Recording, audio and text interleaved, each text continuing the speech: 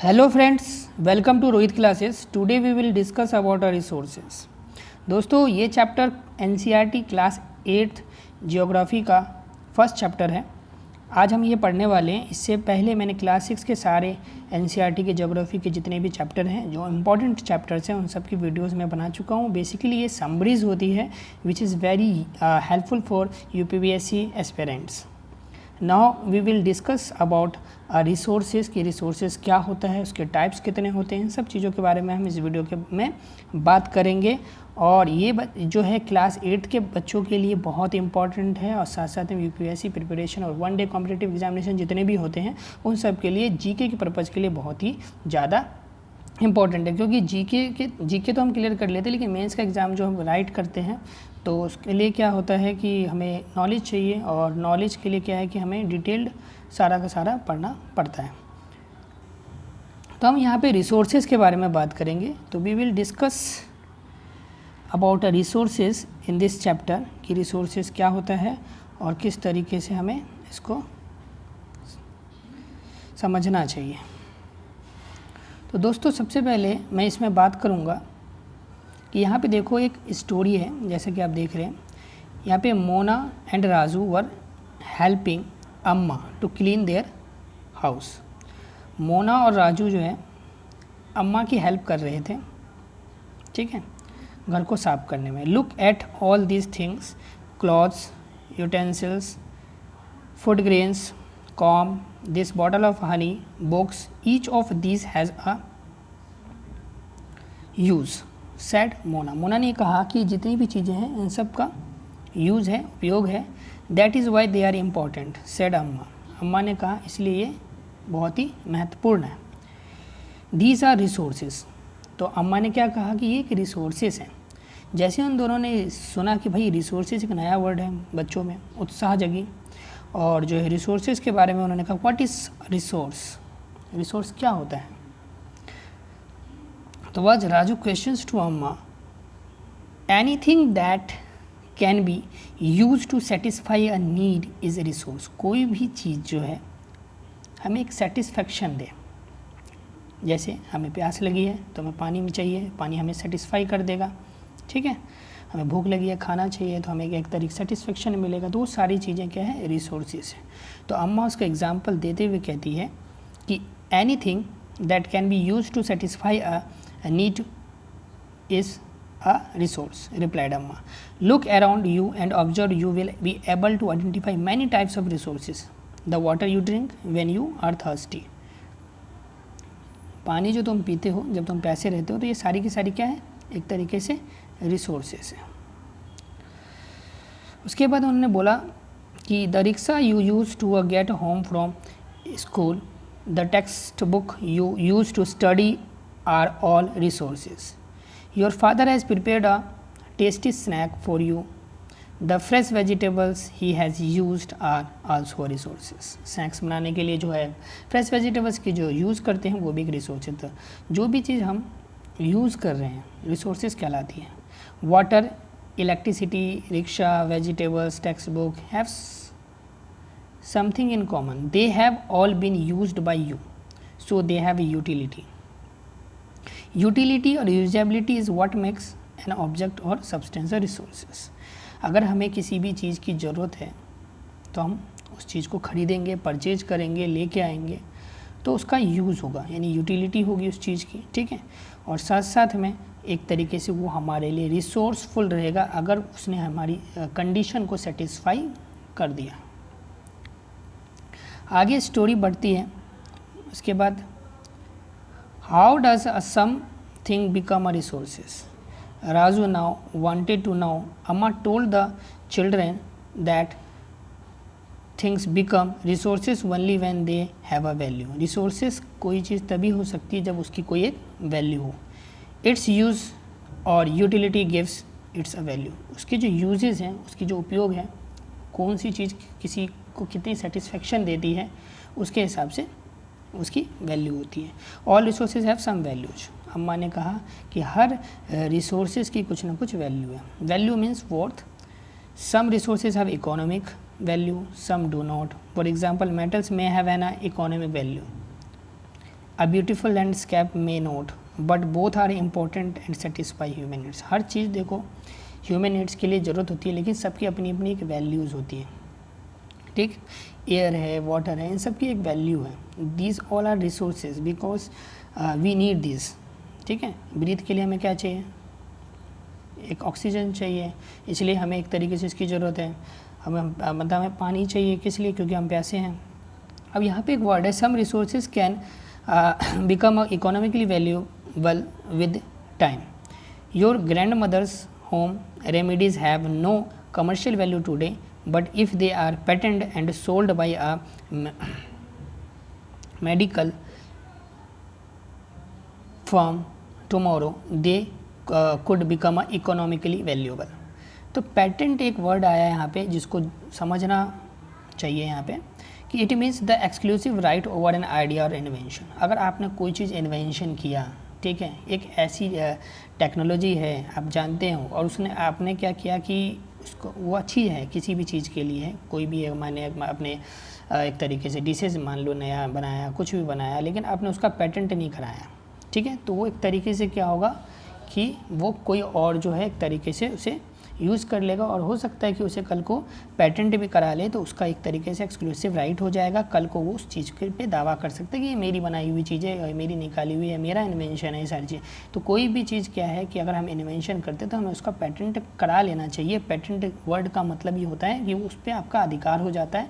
कल को अगर उसको अगर कहे कि नहीं यार ये मैंने किया है, तो आप उस पर कह सकते हो कि ये इसके नाम से मैंने पेटेंट कराया। तो जितने भी रिसर्च वगैरह होते हैं उन सब का एक तरीके से उसको रजिस्टर्ड करा लिया जाता है, ताकि उसकी कोई कॉपी ना करे, और कॉपी करे भी तो एक तरीके से अधिकार लिया जाता है। पेटेंट का से क्या होता है कि राइट लिया जाता है, और राइट के साथ जो है हम उसको हम यूज भी कर सकते हैं।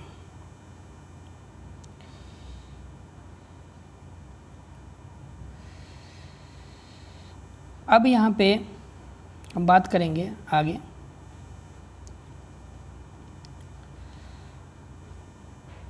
एक वर्ड है टेक्नोलॉजी।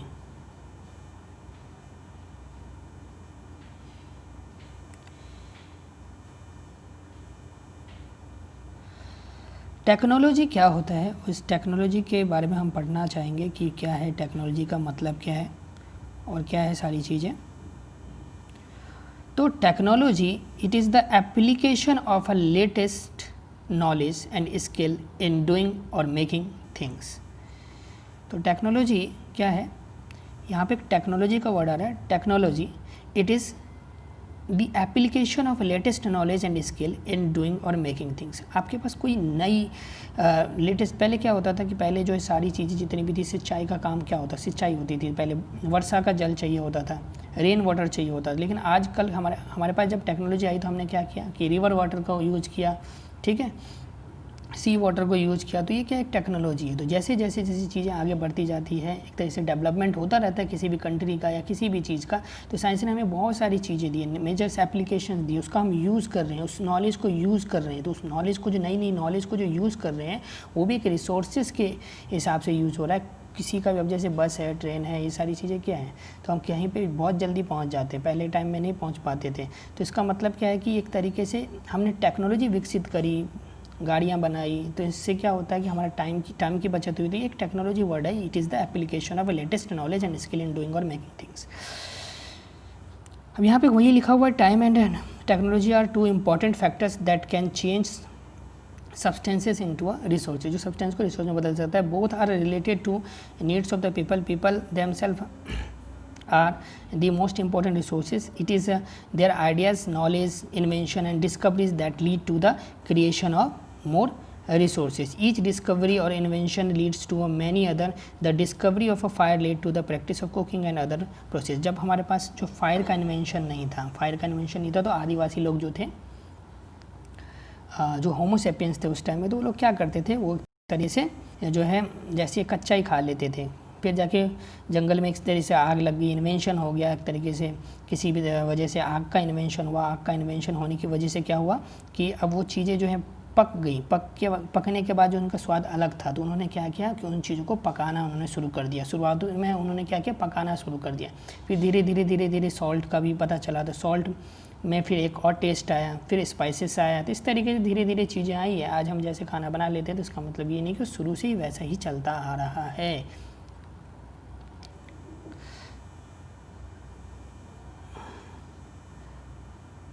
अब हम बात करेंगे यहाँ पे कि टाइप्स क्या है, टाइप्स ऑफ रिसोर्सेज कौन कौन से होते हैं।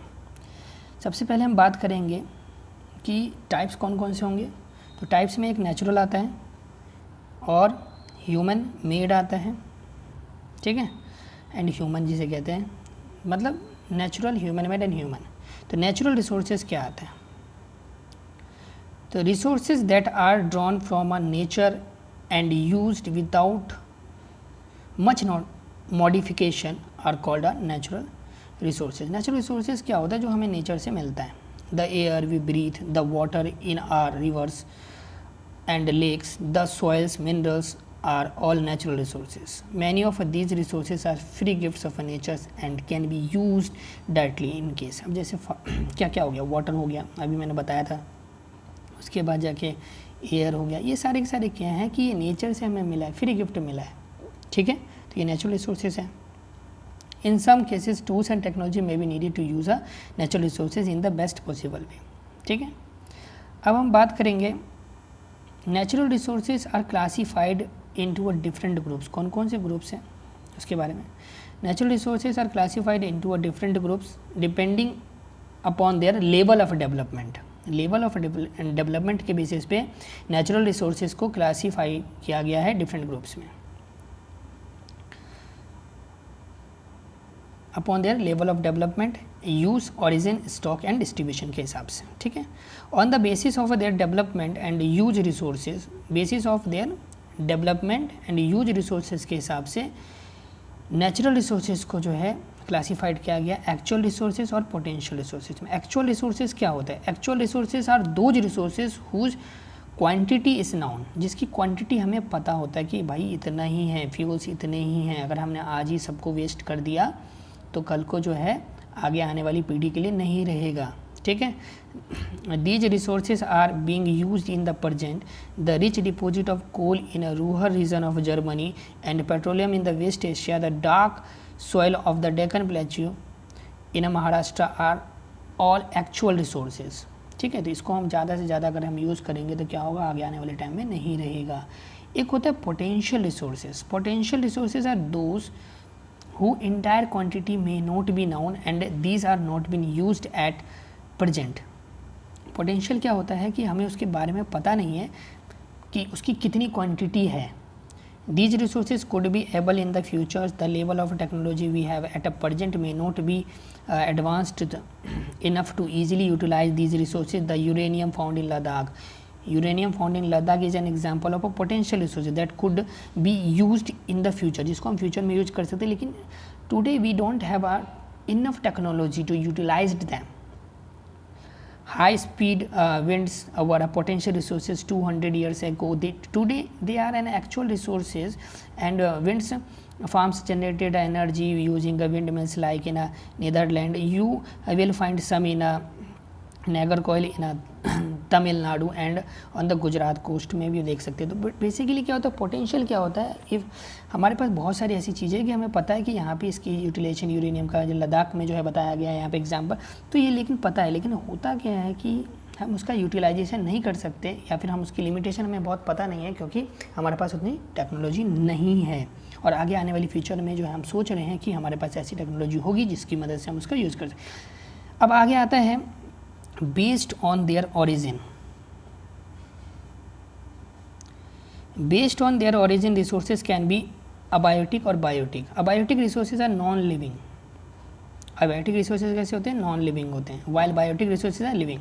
Biotic क्या होते हैं, लिविंग होती है, और abiotic क्या होती है, नॉन लिविंग होती है। Soils, rocks and minerals abiotic है। Soils, rocks and minerals क्या है, abiotic है, क्योंकि ये नॉन लिविंग है। But plants and animals are biotic resources. Natural resources can be broadly categorized into renewable and non-renewable.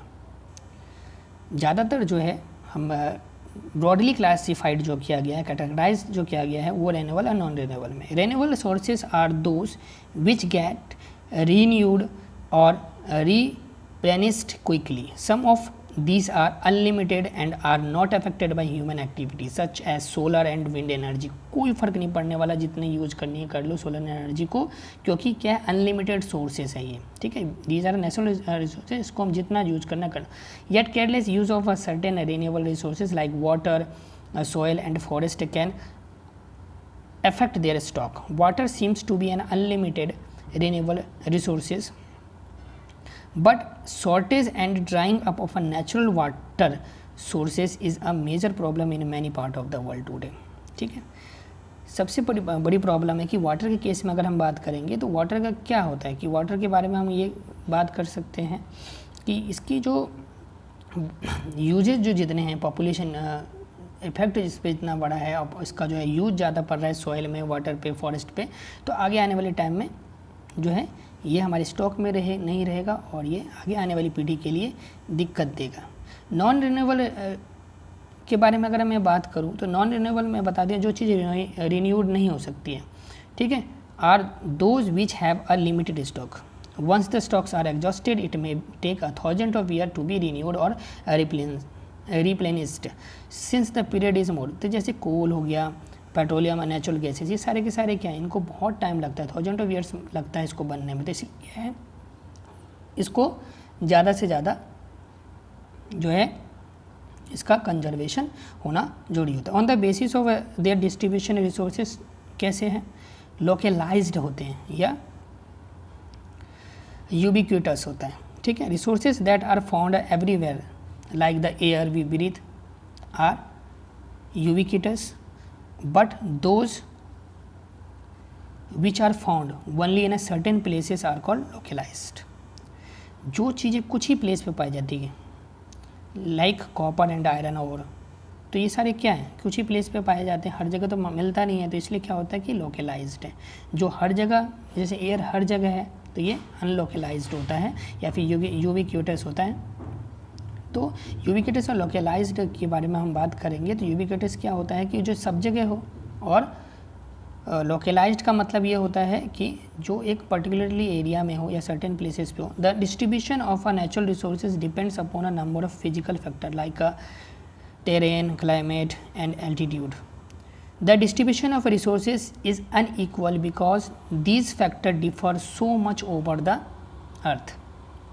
Distribution इस तरीके से करना चाहिए कि एक तरीके से सबके पास रहे, कल को ये ना हो कि भाई इसकी लिमिटेशन जो है, एक तरीके से जो लिमिटेशन जो है, जो चीज़ लिमिटेशन में हो, मतलब जो चीज़ उतनी जो है हमें पता है कि बहुत टाइम लगता है बनने में, अनलिमिटेड नहीं है, लिमिटेड में है, तो उसका क्या होगा, यूज़ भी लिमिटेड में होना चाहिए ताकि आगे आने वाली पीढ़ी के लिए भी रहे हमारे पास।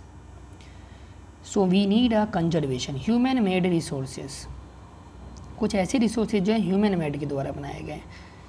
अब ह्यूमन मेड वाले जो रिसोर्सेज हैं उसके बारे में हम थोड़ा देख लेते हैं। Sometimes natural resources become a resources only when their original form has been changed. Iron ore was not a resource until people learn to extract iron. Iron का एक्सट्रैक्शन होता है, बहुत सारी चीज़ें जिनका एक्सट्रैक्शन होता है, तो वो पहले से तो था लेकिन पहले टाइम में यूज नहीं हो पाता था, ठीक है। पेट्रोलियम से हम बहुत सारी चीज़ें निकालते, petrol, diesel, paraffin, wax, because इसके लिए हमें क्या चाहिए था, हमें इसके लिए टेक्नोलॉजी चाहिए था। स्टार्टिंग में हम पेट्रोलियम निकालते हैं, हम क्या निकालते हैं, पेट्रोलियम निकालते हैं, उससे पेट्रोलियम, वैक्स, तो पेट्रोलियम तो हमें मिल गया, ठीक है, लेकिन क्या है कि एक तरीके से उसको हम मॉडिफाई करेंगे, फिर उससे एक्सट्रैक्शन करेंगे, तब हम यूज़ करेंगे, ठीक है। People use natural resources to make a building, bridges, road, machinery and vehicles which are known as a human-made resources. अब ह्यूमन रिसोर्सेज क्या है, ह्यूमन रिसोर्सेज के बारे में अगर हम बात करें तो क्या क्या है। People can make the best use of a nature to create more resources when they have the knowledge, skill and technology. अगर किसी भी पर्सन के पास नॉलेज है, स्किल्स है, टेक्नोलॉजी है, तो वो क्या है कि नेचुरल रिसोर्सेज का भी यूज़ करके उसको मॉडिफाई करके और अच्छी तरीके से उसका यूजफुल यूटिलिटी कर सकता है। People are human resources, education and help in making a people a valuable resources. Education हो गया, एंड हेल्प हो गया, ठीक है। Improving the quality of a people's skills so that they are able to create a more resources is known as a human resources development में बहुत सारी चीज़ें हो गई है। Now coming to the conserving resources, why we need a conservation of resources. Mona had a nightmare. She dreamed that all the water on the earth had dried up and all the trees cut down, that there was no shade and nothing to eat or drink. People were suffering and roaming around desperately looking for a food and shade. ठीक है, सारे पानी, वो मतलब एक चीज़ देखती है कि रात को जो सारी चीज़ें क्या देखती है कि एक तरीके से सब कुछ ख़त्म हो गया है इस अर्थ पे, कुछ भी नहीं बचा है, सब कुछ सूख गया है, ठीक है। लोग जो है एक तरीके से इधर से उधर जो खाने के लिए एक तरीके से जो है इधर से उधर कर रहे हैं और पानी कहीं नहीं है, सब चीज़ सूखा हुआ है। तो she told her mother about the dream, उसने अपने सपना के बारे में बताया। Amma can this really happen, she asked, उसने पूछा कि क्या कि ये सही मतलब ऐसा होगा। यस अम्मा रिप्लाई, अम्मा ने कहा हाँ। If we are not careful then even renewable resources can become a very scarce and the non-renewable ones can definitely get exhausted। तो अम्मा ने कहा कि जो चीज़ रिन्यूएबल है, जो अनलिमिटेड सोर्सेज में, तो उसकी कोई टेंशन नहीं है, लेकिन क्या है कि जो लिमिटेड सोर्सेज में है उसके लिए जो है टेंशन है, वो हमें दिक्कत डालेगी। Using resources carefully and giving them time to get renewed is called resource conservation. Resource conservation का मतलब क्या होता है, कोई भी रिसोर्स जो अनलिमिटेड में नहीं है, ठीक है, लिमिटेड में है, तो उसको हम रिसोर्स को केयरफुली रखें, यानी कि केयरफुली यूज़ करें, ठीक है, और साथ साथ में केयरफुली करें and giving them time to get renewed, उसको जो है समय दें ताकि वो रिन्यू हो सके। यानी कि सारा यूज़ कर लिया, रिन्यू होने का टाइम नहीं है, तो अब रिन्यू होने का जितना टाइम होगा उसमें हम क्या करेंगे, ठीक है। तो रिन्यू होने के लिए जितना टाइम चाहिए होता है रिन्यूएबल रिसोर्सेज को, अगर हम उसको टाइम देते हैं, उसका कंजर्वेशन करते हैं, तो रिसोर्स कंजर्वेशन कहलाता है। और balancing the need to use a resource and also conserve them for the future, हम किसी चीज़ को फ्यूचर तक, ऐसे रिसोर्सेज जो अपर्याप्त मात्रा में है, पर्याप्त मात्रा में नहीं है या अपर्याप्त मात्रा में है, अपर्याप्त मात्रा में जितने भी संसाधन है उन सब चीज़ों को अगर हम एक बैलेंस की तरह काम करें, यानी बैलेंस की तरह देखें, जैसे वाटर वगैरह है, पॉपुलेशन इतनी ज़्यादा है तो हम वाटर को ज़्यादा वेस्ट ना करें, ठीक है, जितनी ज़रूरत है उतनी ही अगर हम यूज़ करें, तो क्या है कि हम उसको क्या कहेंगे, सस्टेनेबल डेवलपमेंट होता है। तो यहाँ पे कुछ ऐसे पॉइंट्स हैं कि कोई भी चीज़ जो है यूटिलाइज़ करेंगे, उसका हम नीड करेंगे एक प्रॉपर मैनर में, तो हम एक सस्टेनेबल डेवलपमेंट के बारे में ही बात करेंगे।